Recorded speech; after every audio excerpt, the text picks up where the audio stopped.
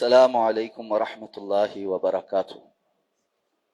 ان الحمد للہ رب العالمین والعاقبۃ للمتقین والصلاة والسلام علی سید الانبیاء والمرسلین نبینا محمد وعلی آلہ واصحابہ ومن تبعہم بإحسان الی یوم الدین۔ الحمد للہ الذی ہدانا لہذا وما كنا لنہتدی لولا ان ہدانا اللہ۔ رب شرح لی صدری ویسر لی امری واحلل عقدۃ من لسانی یفقهوا قولی۔ اللہم انفعنا بما علمتنا وعلمنا ما ينفعنا وزدنا علما۔ دائرہ تھوڑا سا بے شک ادھر سے وسیع کر لیں، پیچھے کر لیں تاکہ ساتھی جو ہے سارے پورے ہو جائیں۔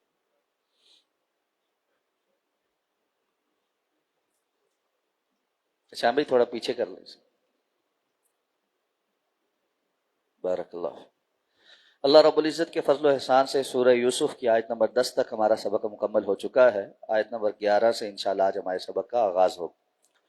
اعوذ باللہ من الشیطان الرجیم، بسم اللہ الرحمن الرحیم۔ قالوا يا أبانا ما لك لا تأمنا على يوسف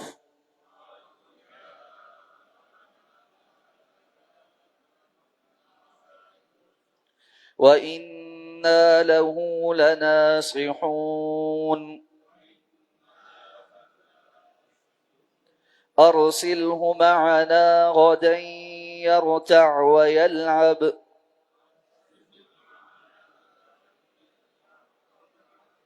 وَإِنَّا لَهُ لَحَافِظُونَ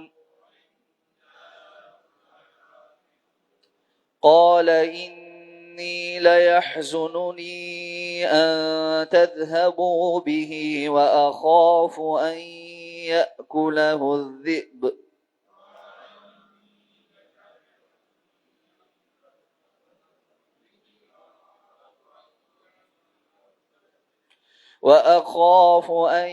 يَأْكُلَهُ الذِّئْبُ وَأَنْتُمْ عَنْهُ غَافِلُونَ۔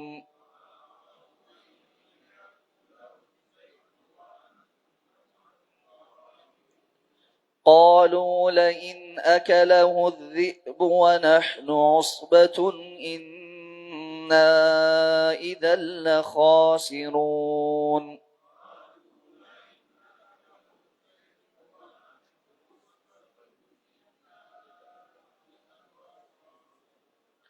فلما ذهبوا به وأجمعوا أن يجعلوه في غيابة الجب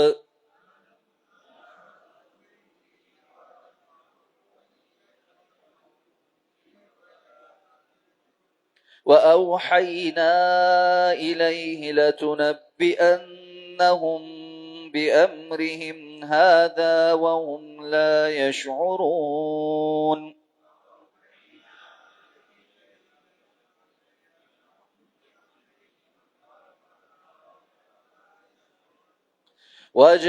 وجاءوا أباهم عشاء يبكون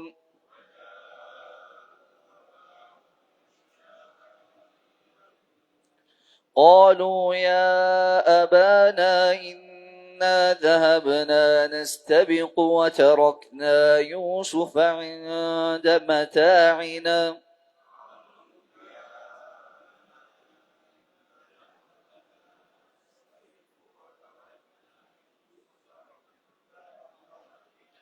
فأكله الذئب وما أنت بمؤمن لنا ولو كنا صادقين۔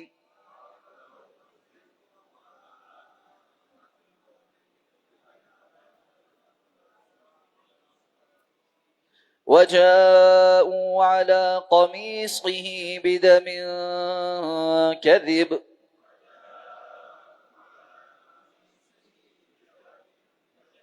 قال بل سولت لكم أنفسكم أمرا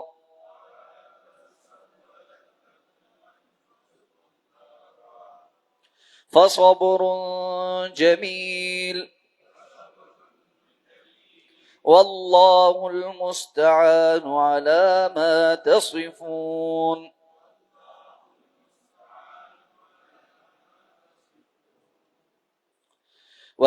قالوا یا ابانا، کہنے لگے اے ابا جی، اے ہمارے ابا جی، ما لک لا تأمنا علی یوسف، کیا ہے آپ کو کہ آپ یوسف کے بارے میں ہم پر اعتبار نہیں کرتے.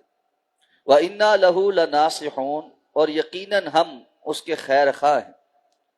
ارسلہ معنا، اسے ہمارے ساتھ بھیجیے، غدن، کل کے دن، یرتع ویلعب، وہ کچھ چرے یعنی چرے کا معنی یہ ہے کہ کھیل کود کرے، ویلعب، اور کھیلے کودے، وَإِنَّا لَهُ لَحَافِظُونَ، اور بے شک ہم ضرور اس کی حفاظت کرنے والے. قال، تو انہوں نے کہا، انی لیحزننی ان تذهبوا به، مجھے یہ بات غمگین کرتی ہے کہ تم اسے لے جاؤ. وَأَخَافُ أَن يَأْكُلَهُ الذِّئْبُ، اور اس بات سے بھی ڈرتا ہوں کہ کوئی بھیڑیا کھا جائے. وَأَنْتُمْ عَنْهُ غَافِلُونَ، جبکہ تم اس سے غافل ہو. قالوا، کہنے لگے، لَئِنْ أَكَلَهُ الذِّئْبُ، اگر اسے کوئی بھیڑیا واقعی کھا جائے، وَنَحْنُ عُصْبَةٌ، حالانکہ ہم ایک طاقتور جماعت ہیں، اِنَّا إِذًا لَخَاسِرُونَ، تو یقیناً ہم اس وقت بڑے خسارہ اٹھانے والے ہوں گے. فَلَمَّا ذَهَبُوا بِهِ، تو پس جب وہ اسے لے گئے، وَأَجْمَعُوا أَن يَجْعَلُوهُ فِي غَيَابَةِ الْجُبِّ، اور انہوں نے یہ طے کر لیا کہ اسے اندھے کنویں میں ڈال دیں گے. وَأَوْحَيْنَا إِلَيْهِ، تو ہم نے اس کی طرف وحی کی، یعنی یوسف علیہ السلام کی طرف، لَتُنَبِّئَنَّهُمْ بِأَمْرِهِمْ هَذَا، کہ تو ضرور ہی انہیں اس معاملے کے متعلق خبر دے گا. وَهُمْ لَا يَشْعُرُونَ، اس حال میں کہ وہ شعور نہیں رکھتے ہوں. وَجَاءُوا أَبَاهُمْ عِشَاءً يَبْكُونَ، وہ اپنے باپ کے پاس اندھیرا پڑے روتے ہوئے آئے. قالوا، کہنے لگے، یا ابانا، اے ہمارے ابا جی، انا ذهبنا نستبق، یقیناً ہم دوڑ میں ایک دوسرے سے آگے نکلتے چلے گئے. وترکنا یوسف عند متاعنا، اور ہم نے یوسف کو اپنے سامان کے پاس چھوڑا تھا. فاکلہ الذئب، تو اسے کوئی بھیڑیا کھا گیا. وما انت بمؤمن لنا، اور آپ ہمارا کوئی اعتبار کرنے والے نہیں. ولو کننا صادقین، خواہ ہم کتنے ہی سچے کیوں نہ ہوں. وجاءوا علی قمیصہ بدم کذب، اور وہ اس کی قمیص پر ایک جھوٹا خون لگا کر لائے. قال، تو انہوں نے کہا، بل سولت لکم انفسکم امرا، بلکہ اصل بات یہ ہے کہ تمہارے دلوں نے تمہارے لیے ایک کام کو خوبصورت بنا دیا، مزین کر دیا. فصبر جمیل، سو اچھا صبر ہی ہے. واللہ المستعان علی ما تصفون، اور اللہ ہی ہے جس سے اس بات پر مدد مانگی جا سکتی ہے جو تم بیان کرتے ہو. گزشتہ آیات میں اس بات کا تذکرہ ہوا کہ بھائیوں نے یوسف علیہ السلام کے خلاف سازش بنی، اور مشورے کے بعد یہ طے ہوا کہ قتل کرنے کے بجائے کسی اندھیرے کنویں میں ڈال آئیں گے. آگے یوسف کی قسمت کسی قافلے کو مل جائے اور ان کی جان بچ جائے، ہم قتل نہیں کریں گے. اب اس بات کے لیے اب اپنے والد کے پاس آئے اور آ کر کہنے لگے کہ کیا بات ہے کہ آپ ہم پر یوسف کے معاملے میں اعتبار نہیں کرتے. اس سے پتہ چلتا ہے کہ اس سے پہلے بھی وہ ہیلے بہانے سے یوسف علیہ السلام کے لیے کوئی نہ کوئی سازش کرنا چاہتے تھے، لیکن حضرت یعقوب علیہ السلام کو ان کی حرکتوں کا چونکہ اندازہ تھا، اس لیے وہ ان پر اعتبار نہیں کرتے تھے اور ان کے لیے کوئی مجال خالی نہیں چھوڑتے تھے کہ وہ یوسف علیہ السلام کو اور ان کے بھائی کو کوئی نقصان پہنچائیں. لیکن اب اس دفعہ کیا ہوا کہ وہ بڑی پلاننگ کے ساتھ، اور صرف ایک آدھ دو بندے نہیں بلکہ سارے 10 کے 10 اکٹھے والد کے پاس آئے اور آ کر اصرار کے ساتھ کہنے لگے کہ آپ کو کیا ہے کہ آپ اس معاملے میں ہمارے اوپر بھروسہ ہی نہیں کرتے، جبکہ ہم تو یوسف کے بڑے خیر خواہ ہیں اور ہم اس کو ساتھ لے کر جائیں گے. یہ ہمارے ساتھ کوئی کھیلے کودے، اتنا عرصہ ہو گیا یہ کہیں باہر نہیں گیا، اس کو بھی کوئی کھیلنے کودنے کا حق ہے، کوئی ہوا تبدیل ہو، کوئی اس کی صحت پہ اچھے اثرات پڑے. یہ سارے بہانے انہوں نے اپنی بات کو منوانے کے لیے حضرت یعقوب علیہ السلام کے ساتھ کیے، اور ساتھ میں بار بار کہتے ہیں کہ جی انا لہو لناصحون و انا لہو لحافظون، ہم بڑے اس کے خیر خواہ ہیں اور بڑی حفاظت کرنے والے. اب یہاں سے ایک بات یہ پتہ چلتی ہے کہ نمبر ایک، ہر دعویٰ کرنے والا سچا نہیں ہوتا. بندہ جو مرضی بات قسمیں اٹھا اٹھا کے منہ سے کہتا رہے، دوسرا بندہ اس کی بات میں آ جاتا ہے، لیکن ضروری نہیں ہے کہ ہر مرتبہ وہ سچ بول رہا ہو. انسان کو پرکھنا چاہیے اس کے ارد گرد کے ماحول، اس کی عادات اور ایک رویہ جو عموماً ہوتا ہے. کسی ٹائم وہ اگر قسمیں بھی اٹھا اٹھا کر کوئی بات بول رہا ہے تو اپنے رویے سے ہٹ کر کچھ نہیں کر رہا ہو. اسی طرح ایک اور معاملہ یہ ہوتا ہے کہ بندہ زیادہ لوگوں پر اعتبار کر لیتا ہے کہ جی اتنے لوگ ایک بات کہہ رہے ہیں، ایک آدھ کو بندے، تین بندے کوئی بات کہہ رہے ہوتے، یہ سارے ہی اکٹھے ایک بات کہہ رہے ہیں، سارے ہی تو کسی سازش کا شکار نہیں ہو سکتے. تو پتہ یہ چلتا ہے بسا اوقات سارے بھی ملے ہوئے ہوتے. اس لیے اس معاملے میں انسان کو بہت سوچ سمجھ کر فیصلہ کرنا چاہیے کہ جو لوگ میرے سامنے بیٹھ کر قسمیں اٹھا رہے ہیں، وعدے وعید کر رہے ہیں، اکٹھے آ کر ایک دوسرے کی ضمانتیں دے رہے ہیں، ان کا آپس کا گٹھ جوڑ کیا ہے اور ان سب کا عمومی طور پر کردار کیا ہے. لیکن چونکہ انسان کمزور ہے اور بالخصوص باپ اپنی اولاد کے کسی بہت زیادہ اصرار پر بار بار نہ نہیں کر سکتا کہ معاملات خراب ہوتے، گھروں کا ماحول خراب ہوتا ہے، تو یعقوب علیہ السلام ان دونوں چیزوں کی اثر کے نیچے آ گئے. ایک ان سب کا بار بار یہ اصرار کہ جی ہم بڑے خیر خواہ ہیں، ہم بڑی حفاظت کریں، اور پھر یک زبان ہو کر یہ مطالبہ کرنا کہ آپ اس کو ہمارے ساتھ بھیجیں، ہم نقصان نہیں ہونے دیں. اب انہوں نے بھی یہی سوچا کہ چلو ایک آدھ دو بھائی تو شاید کوئی حسد بغض میں کوئی کام کرنا چاہتے ہوں، لیکن یہ 10 کے 10 تو اپنے بھائیوں کے لیے ایسا نہیں کریں. تو پہلے تو حضرت یعقوب علیہ السلام نے معذرت کرنے کی بڑی کوشش کی، کہا کہ جی 2 عذر بیان کیے. ایک تو جب تم یہ مجھ سے مطالبہ کرتے ہو کہ یوسف کو ساتھ لے کے جائیں گے، یوسف کی جدائی مجھے ویسے ہی غمگین کرتی، اور یہی تو وہ مسئلہ تھا جس کی وجہ سے وہ بغض میں پڑے ہوئے تھے کہ والد صاحب سارا ٹائم اس کو ہی دیکھتے ہیں، اس کو اپنے دل کے قریب رکھتے ہیں. تو یہ جو عذر حضرت یعقوب علیہ السلام نے پیش کیا، یہ ان کے لیے اور زیادہ تکلیف تھا، اور زیادہ بغض میں اضافے کا سبب. بسا اوقات ایسا ہوتا ہے کہ انسان کسی کام کا ارادہ کرتا ہے، لیکن جب اس کام کے لیے نکلتا ہے تو رک جاتا ہے، نہیں کرتا. ان کا نہ کرنے کی وجوہات میں سے ایک وجہ یہ بھی تھی کہ یعقوب علیہ السلام نے یوسف علیہ السلام کو نہ بھیجنے کی وجوہات جو بیان کی، وہی تو ان کا مسئلہ تھا. تو اس پر وہ اور پکے ہو گئے، اور ساتھ میں کہا کہ جی مجھے یہ ڈر بھی ہے کہ تم جاتے ہو جنگلوں کی طرف، جاتے ہو دور دور گھومنے پھرنے جاتے ہو، تم تو تکڑے ہو، لیکن یہ تو ابھی بچہ ہے. اب ایسے میں تم کہیں نکل جاؤ اور پیچھے اس کو کوئی بھیڑیا جنگلی جانور آ کر کھا لے تو پھر کیا ہوگا. اب یہاں بعض مفسرین نے کہا ہے کہ ایک احتمال یہ ہے کہ چونکہ انہوں نے بھیڑیے کا بہانہ کرنا تھا، اس لیے اللہ نے حضرت یعقوب علیہ السلام کے دل میں القاء کر کے زبان سے یہی کہلوا دیا کہ ممکن ہے اس کو کوئی بھیڑیا کھا جائے. اور دوسرا احتمال یہ ہے کہ چونکہ یعقوب علیہ السلام کے اندر یہ خدشہ پایا جاتا تھا، تو انہوں نے اسی پر اتفاق کر لیا کہ چونکہ وہ پہلے ہی ڈرے ہوئے تھے کہ یہ ہو سکتا ہے، تو وہی بہانہ کرتے. بعض علماء نے یہاں سے یہ بات بھی کہی ہے کہ جب آپ کو کسی جانب سے اندیشہ ہونا تو اتنی کھل ڈل کے صراحت نہیں کرنی چاہیے جس سے اگلا بندہ آپ کی باتوں میں سے ہی اپنے لیے کوئی بہانہ تراش لے. مبہم بات یا جامع سی بات کر دینی چاہیے. رسول اللہ صلی اللہ علیہ وسلم کا عمومی طریقہ کار یہ تھا کہ جب اس طرح کا کوئی ماحول پیدا ہوتا تو آپ ایک جامع سی بات کرتے تھے جس سے اگلا بندہ کوئی چیز اپنے مطلب کی اخذ کر کے بعد میں بہانے نہ بنا سکے. تو خیر ان کو یہ بہانہ مل گیا، تو بڑے اصرار، بڑے تکرار اور بڑے وعدے وعید کے ساتھ حضرت یوسف علیہ السلام کو اپنے ساتھ لے گئے. فلما ذهبوا به، اب جب ساتھ لے کر گئے، ساتھ میں یہ بھی کہنے لگے آپ کو یہ اندیشہ بلا وجہ، ہم اتنی بڑا جتھا جماعت جو موجود ہیں، یہ کیسے ہو سکتا ہے کہ ایک بھیڑیا آ کر ہمارے بھائی کو کھا جائے اور ہم 10 بندے کھڑے منہ دیکھتے رہیں.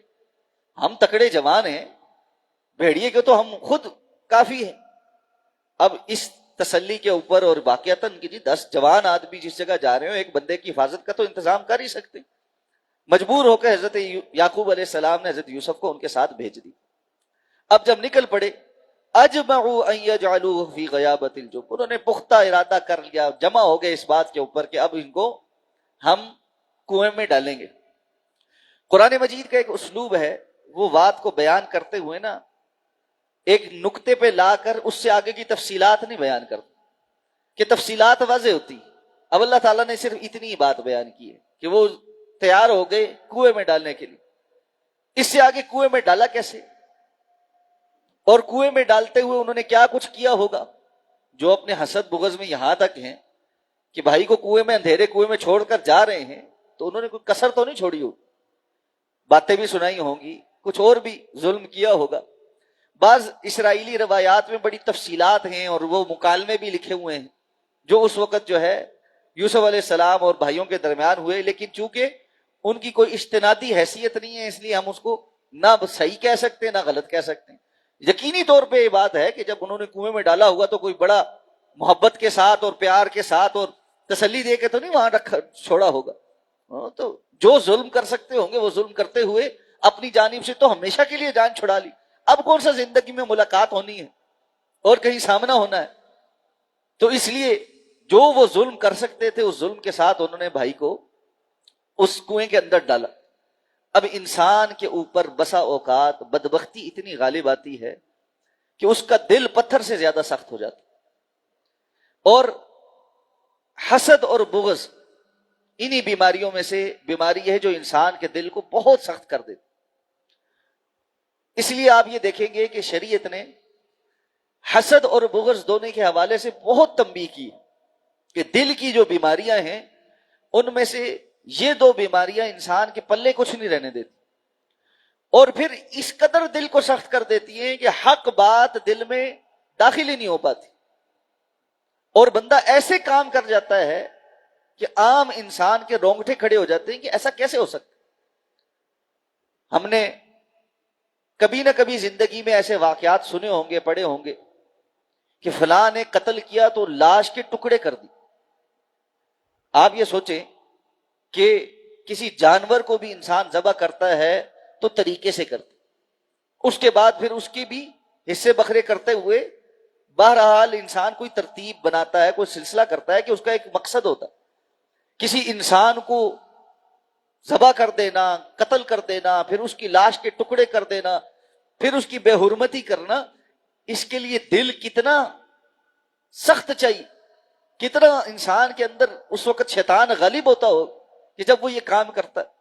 تو قرآن بسا اوقات جو ٹرمینالوجیز استعمال کرتا ہے نا، بعض لوگ ہیں جن کے بارے میں قرآن کہتا ہے یتخبطہ الشیطان من المس، بعض لوگ ایسے ہوتے ہیں جن کو شیطان چھو کر باولا کر دیتا، مخبوط الحواس کر دیتا ہے، وہ اپنے ہوش حواس میں نہیں رہتا، اس کو پتہ ہی نہیں ہوتا کہ میں اس وقت کیا کر رہا ہوں۔ اور یہ کب ہوتا ہے؟ جب انسان عام روٹین میں اپنے آپ کو، اپنے دل کو، اپنی سوچوں کو شیطان کے اس دھارے کے اوپر چھوڑ دے۔ یہ ایک ہی دن میں نہیں ہو جاتا، حسد اور بغض اندر پلتا رہتا ہے، پھر وہ ایک پودے کی طرح دل میں جڑ پکڑ کر اگ آتا ہے، اور جب بندہ اس کی آبیاری کرتا رہتا ہے تو وہ ایک بڑا درخت بن جاتا ہے، پھر اس کی جڑیں بھی گہری ہوتی ہیں، اس کے اوپر جو اس کا درخت ہوتا ہے وہ بھی بڑا گھنا ہو جاتا ہے۔ اب ایسے بندے کے لیے پھر اس سے جان چھڑانا ممکن نہیں رہتا۔ اس لیے دل کی یہ جو صفائی ہے نا، یہ مسلسل ہونی چاہیے۔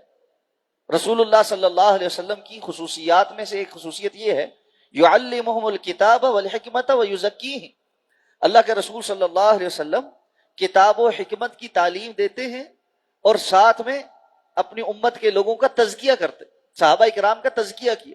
یہ تزکیہ کیا ہے؟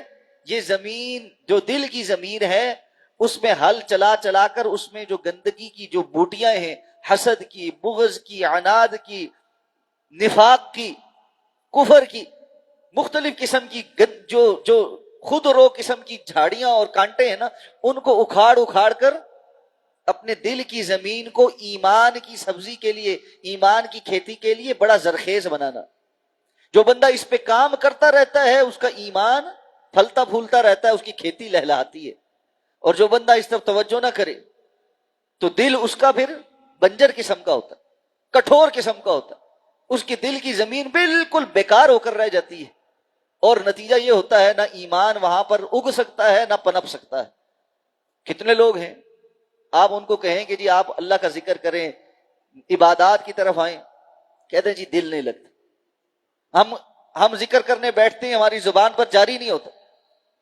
ہم نماز کی طرف آتے ہیں، قدم اٹھ کے جی جو ہے نا جانے کو تیار نہیں ہوتے. ایسا بوجھ آ کر طاری ہو جاتا ہے، بیٹھے بیٹھے بیٹھے وقت گزر جاتا ہے لیکن اٹھ کے نماز نہیں پڑھ پاتے. یہ کیا ہے؟ یہ اس بیماری کی علامات ہیں کہ دل بہت بیمار، بہت زیادہ بیمار. اس لیے اس کی طرف توجہ کرنی پڑتی ہے. تو اب یہ جو بھائی کو کنویں میں ڈال رہے ہیں کہ دل کتنے سنگین ہو چکے، کتنے کٹھور ہو چکے.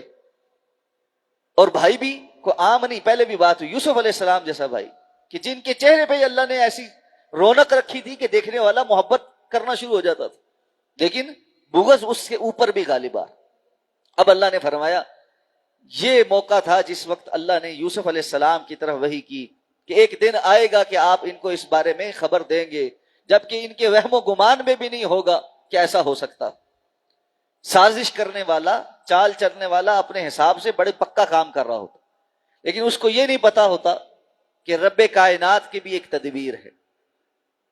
تو وہ ہمارے اردو میں کہتے ہیں نا کہ مارنے والے سے بچانے والا زیادہ طاقتور. تو یہ بات انسان کو یہ سمجھ لینی چاہیے. یہاں یہ واقعہ ہمیں بتاتا ہے سب مل کر بھی انسان کی مخالفت میں جمع ہو کر تدبیریں اکٹھی کر کے ارد گرد بہی خواہوں کو دھوکہ دے کر بھی آپ کا نقصان کر دیں. اللہ رب العزت کی طرف سے آپ کی حفاظت اگر مقرر ہے اور اللہ رب العزت نے آپ کے مقدر میں وہ نقصان نہیں لکھا تو میرے بھائی جو مرضی دنیا کر لے وہ نقصان نہیں ہونے والا. لیکن اللہ رب العزت کے تقدیر کے کچھ فیصلے وہ انسان کو کچھ مراحل سے گزار کر کسی مقام تک پہنچاتا. یعقوب علیہ السلام کتنا عرصہ یوسف علیہ السلام کو بچاتے رہے، لیکن جب تقدیر کا فیصلہ غالب آیا تو نہیں بچا سکے. تب بھائیوں کی بظاہر تدبیر کامیاب ہو گئی اور ایک طویل عرصے کے لیے کامیاب ہو گئی. چھوٹی بات تو نہیں. تو اس لیے انسان اللہ کے ساتھ اپنا تعلق مضبوط رکھے. وقتی طور پر اگر کوئی پریشانی آ بھی جائے، اللہ کی حفاظت انسان کے ساتھ ہو تو وہ انسان کو ضائع نہیں ہونے دیتا. اہم بات یہ ہے کہ مشکل سے مشکل مرحلے پر بھی اللہ کے ساتھ بندہ جڑا رہے. اب آئے عشاء کے وقت اور آ کر روتے رہے کہ جی بڑا ظلم ہو گیا، ہماری تو تباہی لگ گئی. اور بہت سے لوگ ایسے ہوتے جو سارے جرم کرنے کے بعد آ کر ایسے مگرمچھ کے آنسو بہاتے ہیں، ویل اور بین کرتے ہیں کہ انسان سمجھتا ہے یہ کتنے دکھ میں ہے، یہ خود اتنے پریشانی میں ہے، اس سے کیسا ہو گیا. اور یہ بات بھی یہاں پر پتہ چلتی ہے کہ مومن جو ہوتا ہے نا اس کا دل تو نرم ہی ہوتا ہے. وہ دوسروں کے جھوٹ پر بھی اس لیے یقین کر لیتا ہے کہ وہ خود جھوٹا نہیں ہوتا، وہ سمجھتا ہے کہ دوسرا بھی سچ ہی بول رہا ہو. اب یہ جو روتے پیٹتے آئے اور آ کر کہنے لگے جی کہ وہی ہو گیا جس کا ڈر آپ کو تھا. ہم کھیل کود میں ذرا دوڑ چھوڑ لگانے لگے اور سامان کے پاس یوسف کو بٹھایا تھا، ہم آگے نکل گئے اور پیچھے سے آ کے بھیڑیے نے اپنا کام کر دیا اور اپنی بات کو سچا ثابت کرنے کے لیے کہنے لگے ہم جتنا بھی سچ بول لیں آپ نے کون سا کہنا ہے کہ جی ہم سچ بول. اور یہ بھی ایک طریقہ ہے کہ اپنے جھوٹ کو چھپانے کے لیے کہتے ہیں کہ جی ہم جتنے بھی سچے ہوں آپ نے ہماری بات کا اعتبار کہاں کرنا ہے، آپ کو تو پہلے ہی خدشہ تھا نا. اب ساتھ میں دلیل کے طور پر ایک قمیض لائیں. بھائی یوسف کو بھیڑیا کھا گیا، قمیض اس نے اتار کے کھایا. بندہ جس طرح کیلے کے اوپر سے چھلکا اتارتا ہے اور اس کا گودا کھا لیتا ہے، کوئی عقل مند آدمی سوچتا ہے کہ جانور ہے اس کو تو اس سے کوئی سروکار نہیں ہے کہ کپڑا ہے اس سے پہلے قمیض اتارنی ہے پھر وہ کرنا ہے. اپنی طرف سے انہوں نے کوئی پھاڑی شاڑی بھی ہوگی، لیکن یہ واضح دلیل ہے کہ جھوٹ بول رہے اور اس کے لیے اس قمیض کے اوپر جھوٹا موٹا خون بھی لگا کر رہے. بعض اسرائیلی روایات میں کہ انہوں نے کوئی ہرن شرن یا کوئی جانور ذبح کر کے اس کا خون قمیض پر لگایا اور وہ قمیض لے کر آ گئے کہ جی یہ دلیل ہے کہ یہ یوسف کی قمیض جو ہے نا باقی. اس کا مطلب یہ ہے جی وہ جو ہے نا پوری قمیض تو وہاں چھوڑ کر گیا، جسم پورا اٹھا کر وہ پورا ہڑپ کر کے ایک بھی چیز اس نے نہیں چھوڑی. اور جو ہے نا کہ کہتے ہیں ہم آپ کے لیے دلیل کے طور پر یہ قمیض اٹھا کر لائے. تو میں جب بھی یہ واقعہ پڑھتا ہوں نا تو یہ حالیہ جو ایبٹ آباد میں واقعہ ہوا تھا نا، مجھے یہ بھی یاد آتا ہے کہ کیسے جناب ایک پوری امریکہ کی ہیلی کاپٹروں پہ فورس آئی اور آ کر انہوں نے جناب اتنا ایک کاروائی ڈالی، اور اس کاروائی میں ایک بندے کو مار بھی دیا اور اس کی لاش اٹھا کے ساتھ لے گئے، کتابیں بھی مل گئیں، کمپیوٹر بھی مل گئے، فلاں بھی مل گیا، بس وہ لاش پاس نہیں، وہ ہم نے کہیں آگے پیچھے کر۔ ایسے جھوٹ بولتے ہیں جیسے ساری دنیا بیوقوف، اور ہمارے بہت سارے لوگ بھی اس کے اوپر اسی طرح اطمینان یقین کرتے رہتے ہیں۔ دنیا میں بڑی ایسے جھوٹوں کی تاریخ ہے، اس لیے ان جھوٹوں پر یقین نہیں کرنا چاہیے۔ ہر کسی کی اپنی مصلحتیں ہیں، اپنے مقاصد۔ تو یہ بھی قمیض لے کر آئے ہیں کہ جی لاش تو چلی گئی، قمیض باقی ہے، اور یہ دلیل ہے کہ جی بھیڑیا کھا گیا۔ اب یعقوب علیہ السلام نے ان کو واضح طور پر یہ کہا، بل سولت لکم انفسکم امرا، تم جتنی مرضی باتیں اب کرو، تمہارے دلوں نے تمہارے لیے ایک بات کو مزین کر دیا، تم نے اس کو درست سمجھ کے کر دیا ہے، لیکن اب میں کر کیا سکتا ہوں؟ فصبر جمیل۔ بعض مراحل ایسے ہوتے ہیں بندہ مومن کے لیے سوائے صبر کے اور کچھ نہیں ہوتا، سوائے صبر کے اور کچھ نہیں ہوتا۔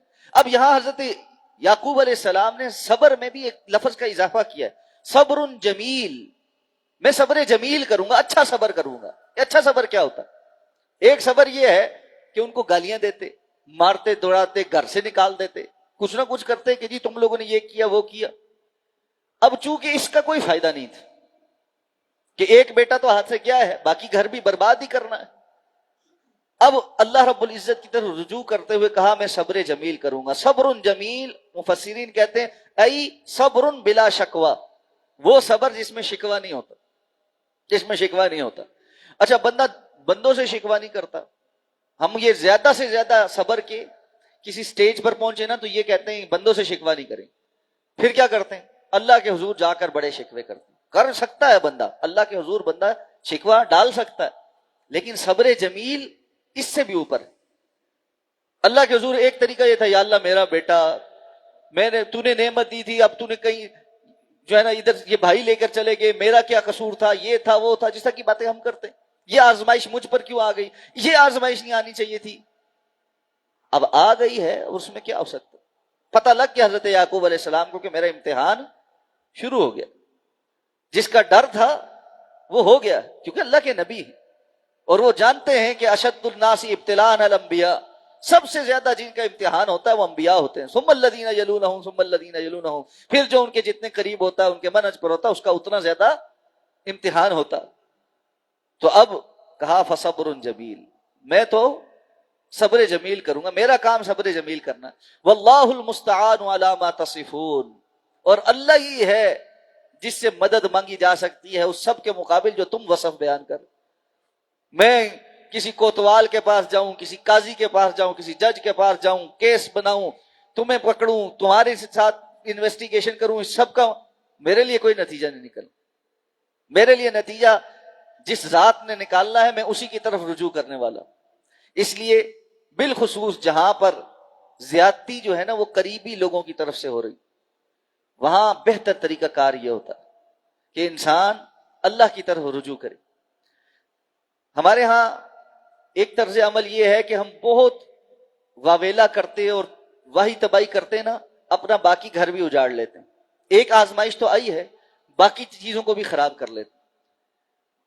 یعقوب علیہ السلام کا اس معاملے پہ، حالانکہ یہ کتنا سنگین معاملہ، طرز عمل ہمیں بتا رہا ہے کہ حکمت کتنی ہے تو باقی بھی اولاد ہی ہے نا، باپ کا دل تو اولاد کے لیے بڑا ہی ہوتا ہے، چاہے وہ گناہ گار ہیں اور چاہے وہ غلط کر چکے ہیں۔